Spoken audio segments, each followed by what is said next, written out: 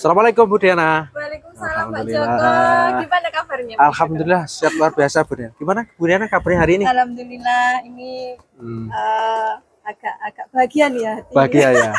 Kelihatan Bu Diana dari wajahnya ini sangat ceria hari ini. Mudah-mudahan Bu Diana dengan keceriaan kita hari ini membawa sebuah angin segar bagi kita dan anak didik kita Bu Diana.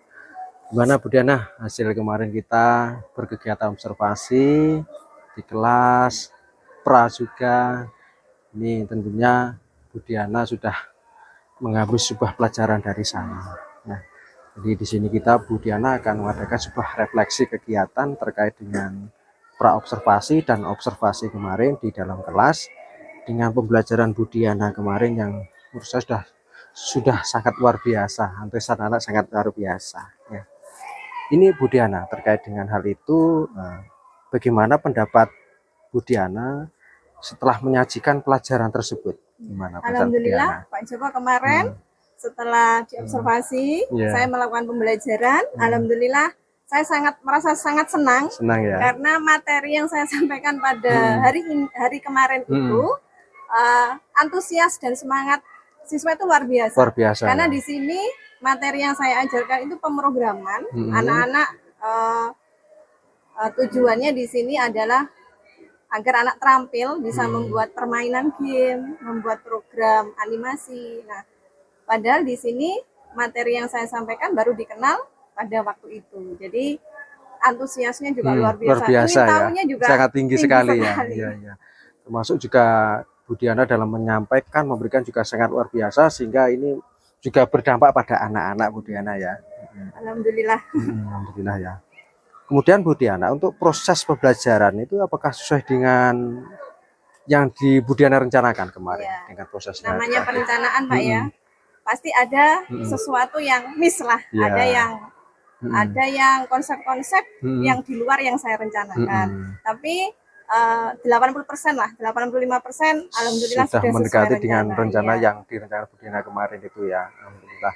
Ya memang itu dan memang di lapangan seringkali kita juga tidak menduga apa yang terjadi. Kondisi anak di kelas yang kita prediksi anaknya seperti ini ternyata menjadi seperti ini.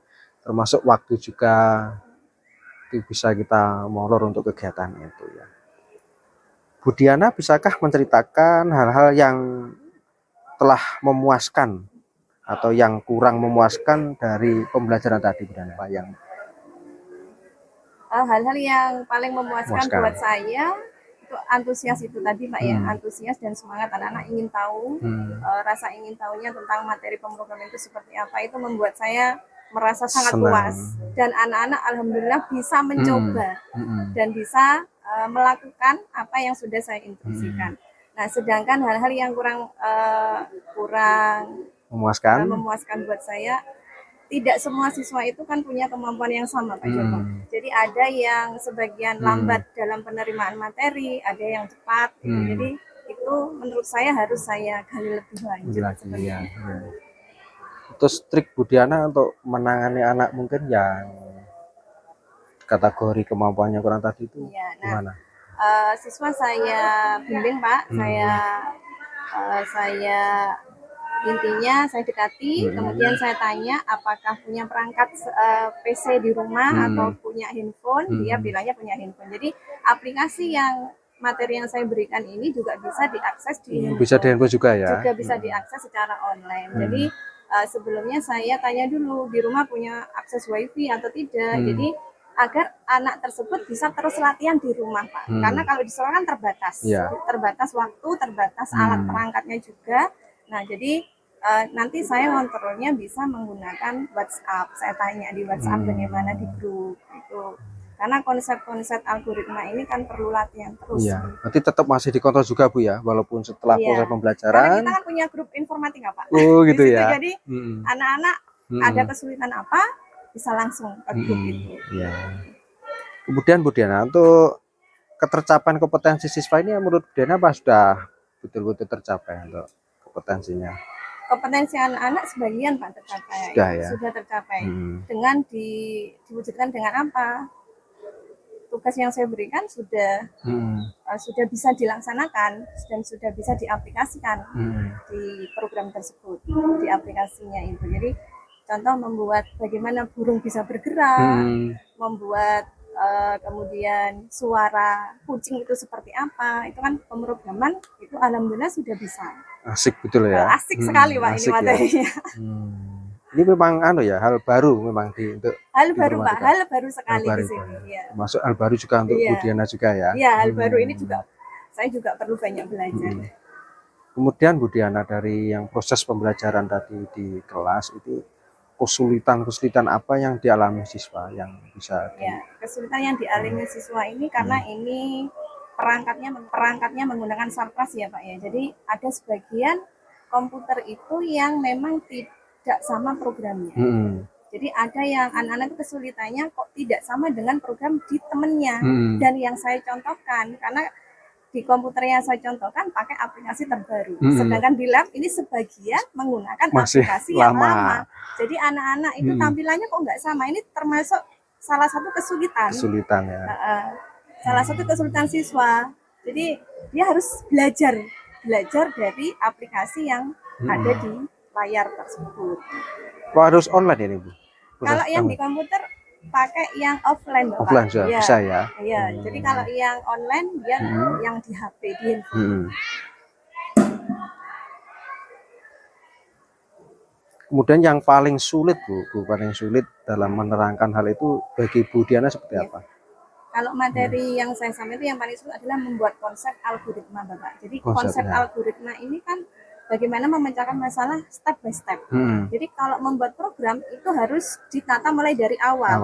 Di awal berurutan sampai dari akhir. Nah, anak-anak ini sangat kesulitan sekali. Konsep algoritma ini bisa ditumbuhkan dengan cara berlatih ya. Berpikir secara logika. Misalkan kalau burung ini biar bisa bergerak itu harus apa dulu yang ditata. Misalkan berarti ini sayapnya saya kasih dulu. Nah, ini harus step by stepnya itu harus ada. Ini yang sulit buat saya. Sulit ya. Prosesnya panjang juga ya. Panjang. Berarti ini tidak cukup 1-2 tatap muka Bu Diana ya.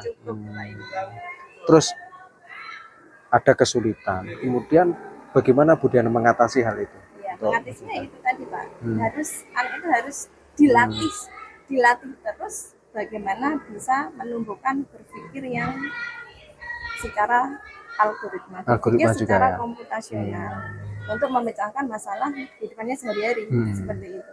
Jadi dan itu juga perlu latihan dari permasalahan-permasalahan yang dialami oleh siswa. Itu ya. Ini salah satu juga Bu Diana, materi ini juga nanti bisa dialihkan bagaimana anak penggunaan gadget gamenya. Ya, ini jadi nggak hanya siswa itu nggak hanya pinter main game Pak, tapi juga bisa membuat produk juga produk game. Tadi alhamdulillah yang suka main game Pak, justru dia itu malah pinter membuat programnya. Nggak asing ini juga nggak asing. Oke Bu Diana, alhamdulillah Bu Diana hari ini beberapa proses sudah kita lalui, mulai pra, observasi sampai pasca. Bu Diana ini sudah cukup luar biasa. Mudah-mudahan apa yang cukup luar biasa, mudah-mudahan apa yang dilakukan kita Bu Diana nanti bisa memang berdampak pada siswa ya. Memang tujuan kita di situ. Ya, Bu Diana, terima kasih atas waktunya dan mengganggu Bu Diana. Saya juga terima kasih Pak, karena observasi ini saya tahu kelemahan saya itu di mana, kelebihannya di mana. Saya juga terima kasih sama Pak Joko. Sama-sama Bu Diana, mudah-mudahan bisa untuk kita berbagi bersama. Amin. Benar, makasih ya. Sama-sama Pak Joko. Assalamualaikum. Waalaikumsalam.